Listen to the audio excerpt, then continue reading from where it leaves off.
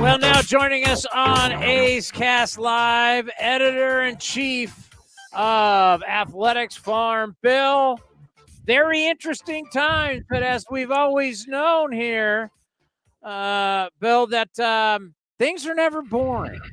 Yeah, that's for sure. Well, I'm glad I could join you on a slow news day and give you something to talk about when there's not much else going on here. But that's the good thing about prospects, minor league players, young players, whatever's going on. There's always something sort of promising to look forward to in the future when you're talking about some of these young guys, anyway. So maybe, hopefully, that's something we can focus on to give us all a relief at this stage of the game.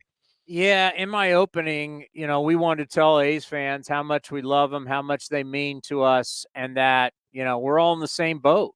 That's we're heading into an unknown world that truly affects all of us. It's just not them; it affects all of us. So Yeah, we wanted to show some gratitude and be very humble and know that we're all in the same boat. And I know, for you and your work all these years, what you've done surrounding this franchise. Yeah, and even before I was working covering the A's and the organization, I mean, I'm a lifelong A's fan myself. I mean, I was born and raised in Northern California. I grew up in a family of A's fans. I've been an A's fan since I was a wee lad, and and all that time the team has been in Oakland. That's the Oakland A's that I've been following for these many.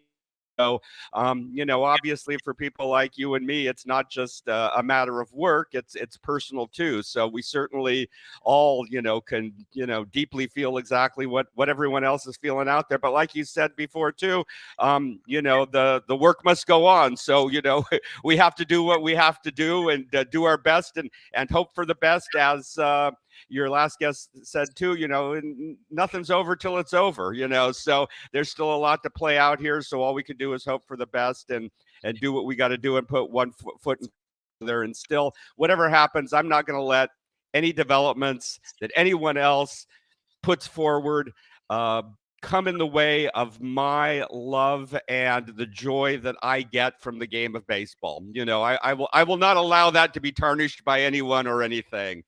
So I'm gonna keep true to that if I can. Control the controllables, and that's what we are going to do. I've made this statement. I wonder if you're going to back me on this. I believe that if this team was, 8-11, 7-12, if they were right around in that range, this would be stick with the process.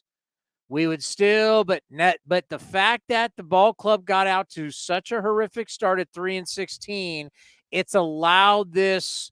All right, what the hell? Bring up Mason Miller. Let's go. Jordan Diaz, brought him up at the end of last year. Bring him up now. I mean, it's going to be, when Soderstrom, Geloff, like we wouldn't be having this discussion with you if the team was like 8-11 at this point. Would you agree?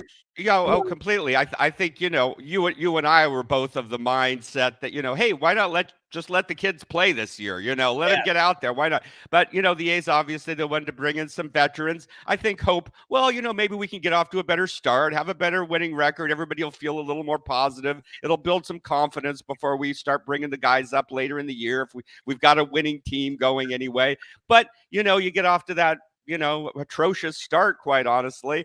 And so it's like, well, you know what, that plan ain't working. You know what, let's go to plan B and, start bringing up some of these guys and get it going. And I was glad, when I saw Mason Miller make that great start in AAA where he threw 5 innings, didn't allow a hit or a walk and struck out 11. My first thought was, why wait? The guy's hot. The guy's on a roll. He's got it working. Get him up there now. Why wait for him to have a few bad starts? Let's go. Yeah, why wait? And I was so relieved to see them do it.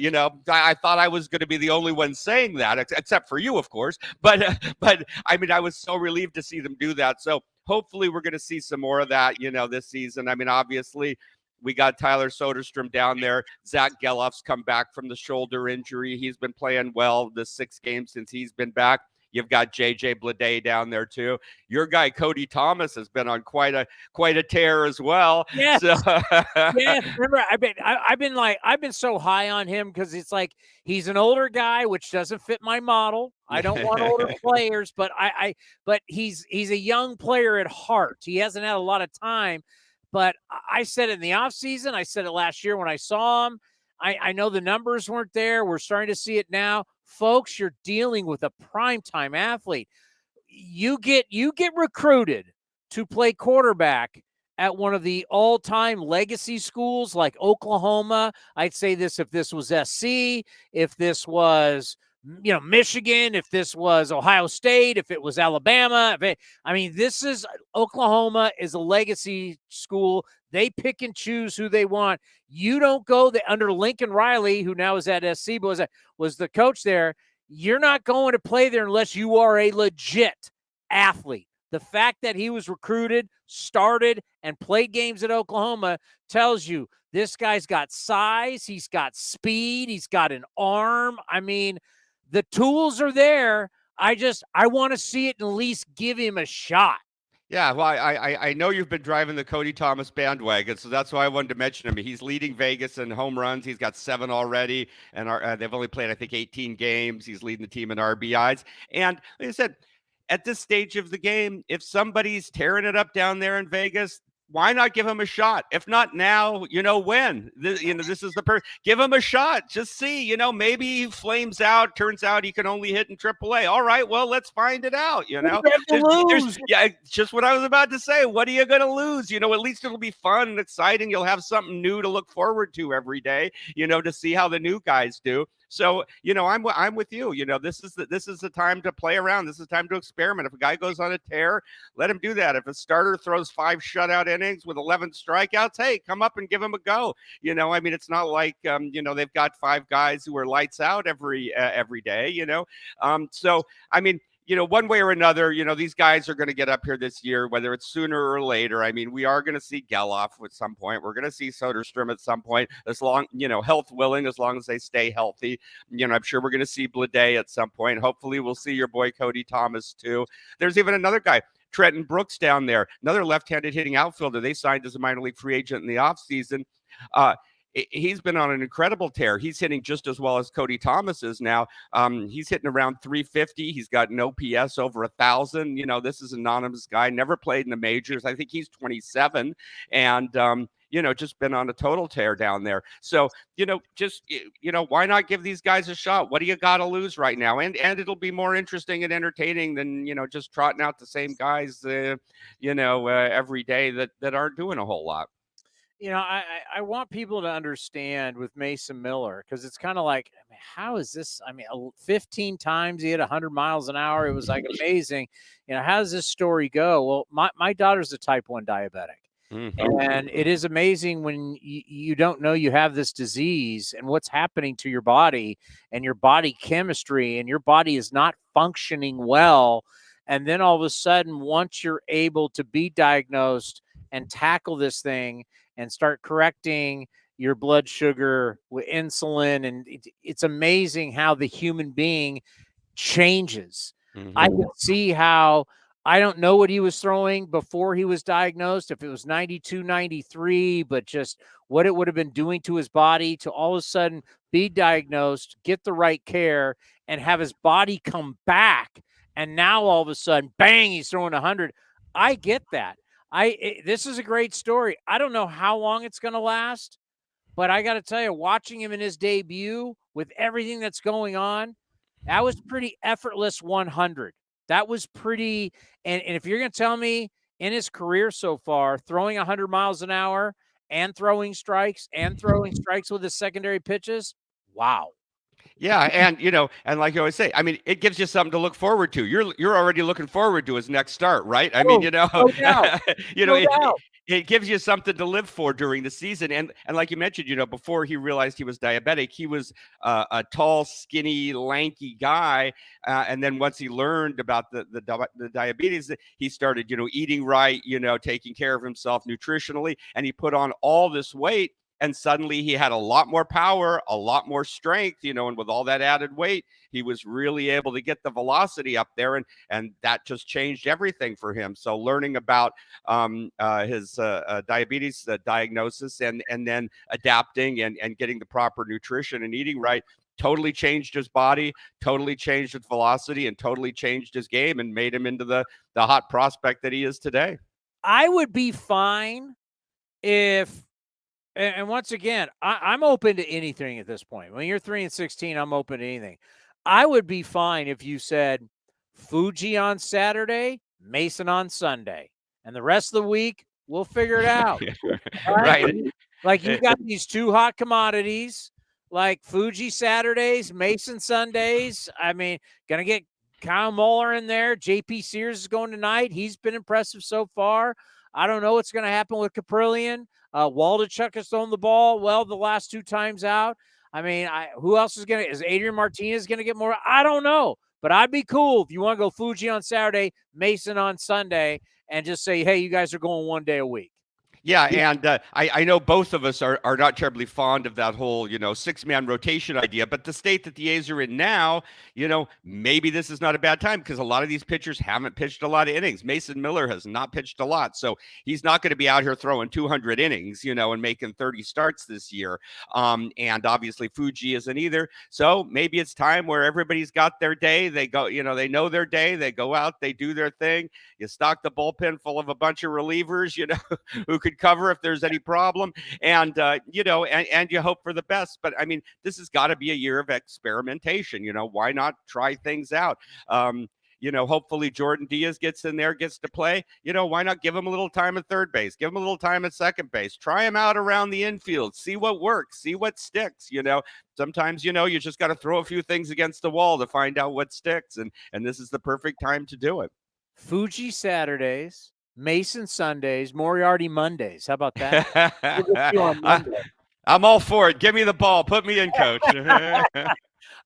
Recently, you were able to sit down with the director of player development, Ed Sprague, the World Series champion, the Olympic gold medalist out of Stanford, now a big part of our organization. What did Mr. Sprague have to say to you? Well, we talked to him about most of the A's top prospects. You can find the podcast with Ed Sprague on A's Cast there. And one of the interesting things I think you might find interesting is we talked a little bit about Lawrence Butler, and obviously, like everyone, he was impressed with what Lawrence Butler did in spring training for the A's. But he said that he, sat out and had a talk with him before he went down to Midland and said, look, I know you performed well when you knew all the eyes were on you in spring training, and Mark Kotsay and the Major League coaching staff are watching you every day, and you brought the intensity and turned up the heat. But I want to see you keep that intensity when you go down to Midland and you're toiling in the trenches in West Texas, and everybody in the organization isn't there watching you every day. He said, a lot of guys are like that. They can turn it on, when the spotlight's on them. They're kind of big game players, but then when it comes to kind of the sometimes drudgery of daily life, particularly in the minor leagues, maybe that intensity, fades away a little bit. So he had that advice to offer Lawrence Butler before going down to Midland. And honestly, Lawrence Butler did get off to a bit of a slow start at Midland. He's been picking it up a little bit lately. I think he's hitting about 250 now, and hopefully he'll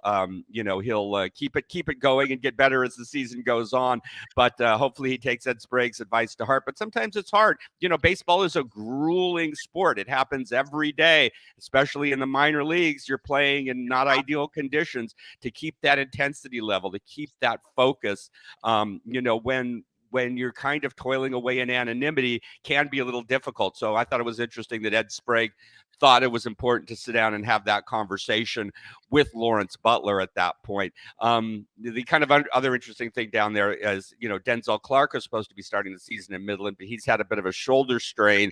So he's been down in Arizona, getting that in shape. And I've been told he should be back before too long. It doesn't appear to be that serious, but he hasn't been able to get on the field yet. But once we have both Lawrence Butler and Denzel Clark in the outfield in Midland, that'll be a pretty exciting duo to watch down there once they're both going.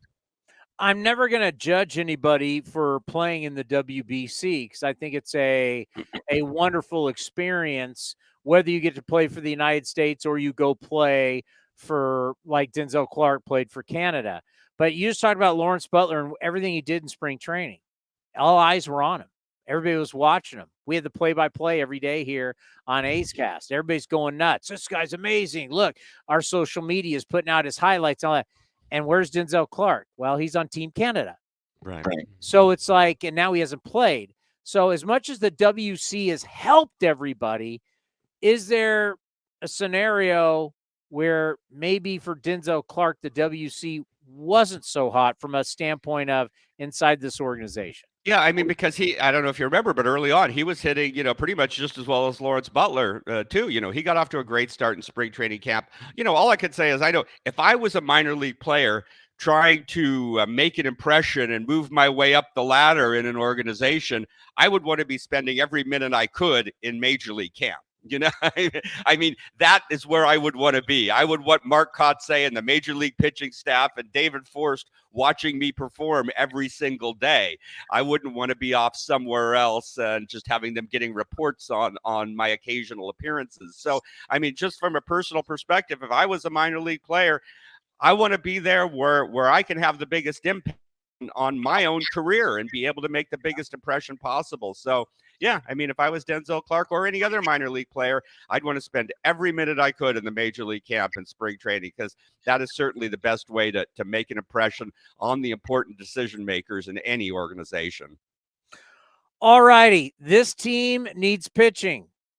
That's an understatement. They're last in ERA, they're last in starters ERA, and they're 29th in bullpen ERA. So who can help this team? They need help. Who's out there? Who's in the system right now, in the minor league system, who can help this pitching staff? So obviously, number one was Mason Miller. He's already here, so we can't add him now because he's already here. Mason Sundays are here. That now, probably the next most promising prospect would be Louis Medina, who is also a hard thrower who's at Vegas. His second to last start, he had a really, really good outing, looked really sharp. But his last start, he just threw. The control was an issue again. Unfortunately, he's still walking too many guys.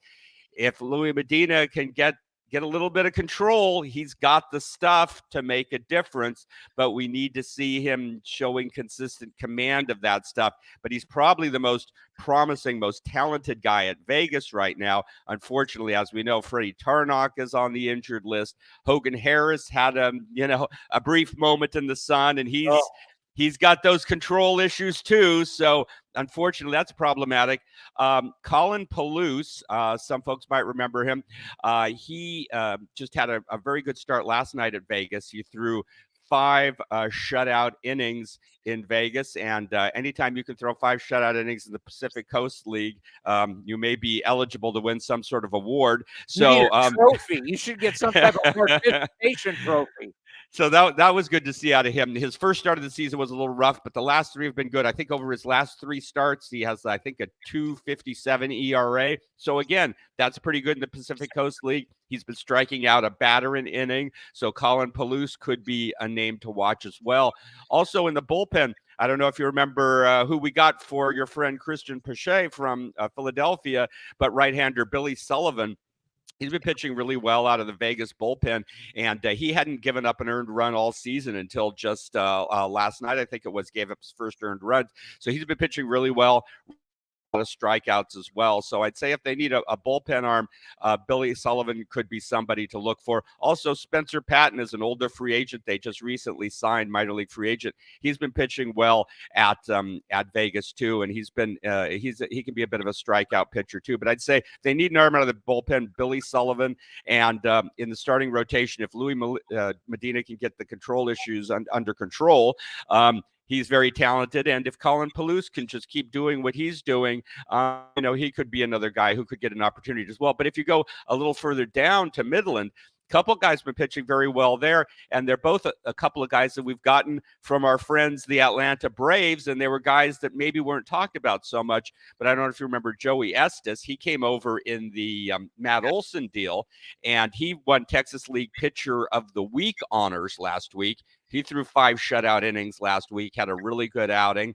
And then Royber Salinas, who came over in the Sean Murphy deal, probably the guy who was mentioned the least. He's been pitching in the Midland starting rotation down there, been throwing well, throwing hard, racking up lots of strikeouts, pitching very well. So I think Joey Estes and Royber Salinas are guys people might not have thought about so much, but they're both very talented, and they're both pitching at Midland, pitching very well down there. So they could be not too many steps away as well. I'm so glad we have you on, and because I mean, the fact that you're delivering that, because that's the type of news where you go right now. You could just be like, all these trades are a disaster. They're just a disaster. But that's, David Force said it the other day. Things take time. When you make trades take time. You got to wait to truly evaluate trades a few years down the road. Like if all of a sudden you've got, let's say 3 or 4 of your starters in the rotation are coming from these trades with the Braves, because you already got Mueller here. Mm-hmm. Now you'd be looking at it going, oh, okay, that's a different way to look at it. Yeah, I mean, a lot of people, again, like I said, they forget some of the guys who maybe are a little further down the development line, they don't get mentioned as much. It's like, oh, what's this guy who's right here right now doing? Well, there's a lot of guys in those trades, they're collecting a lot of warm bodies, and sometimes it takes a few years for the other warm bodies to develop. But yeah, Joey Estes too, he's very young. I mean, he's still in his early 20s, and he's been pitching very well. He pitched very well last year at Lansing. Now pitching very well at Double-A Midland. And like I said, Royber Salinas, people kind of almost forgot to mention him when they were talking about the Sean Murphy trade. But the A's targeted him for a reason. He's a young, hard-throwing guy.